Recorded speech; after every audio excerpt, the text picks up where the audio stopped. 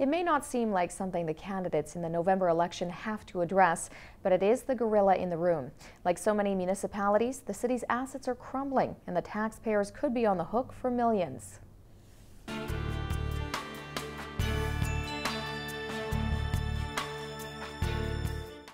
For most people, civic infrastructure is what they can see with the naked eye, but the larger asset lies below.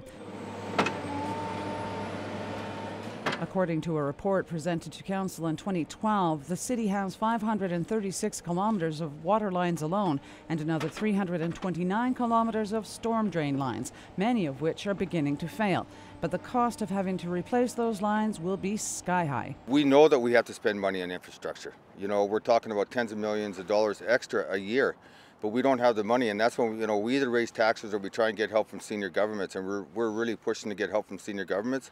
But one thing our council has done is, I think it was last year, we created an infrastructure fund where we're putting an extra $1 million in the bank for infrastructure issues, and it's at least a start. I think we're going to be talking a lot about infrastructure, both above and below ground, and how that's going to impact the next council from a financial perspective, and also how do we set a timeline to deal with that infrastructure deficit. Those costs are adding up each year, and Council has given approval to the creation of a new storm water utility to offset the capital costs. The city maintains the utility will be revenue neutral, but there are those who plan to raise the issue during the campaign. I think the stormwater utility could easily turn out to be an election issue. So I have a number of concerns with it.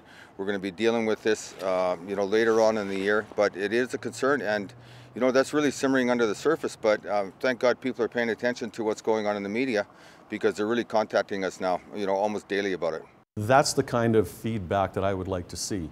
We need to have residents, we need to have groups like the Chamber say, look, this is the impact it has on business, or this is the impact it has on a residential, industrial, commercial properties. So that's still in the works. There hasn't been any decision made, so we're still trying to work that through. That also will be a hot button issue and has to be discussed, and the public has to get involved, and it has to be explained what this is all about. Even I a little bit sitting on the fence with that. The 2012 asset management pegged the city's infrastructure liability conservatively at $375 million and growing at a rate of $12 million per year. Cheryl Jan, CKPG News.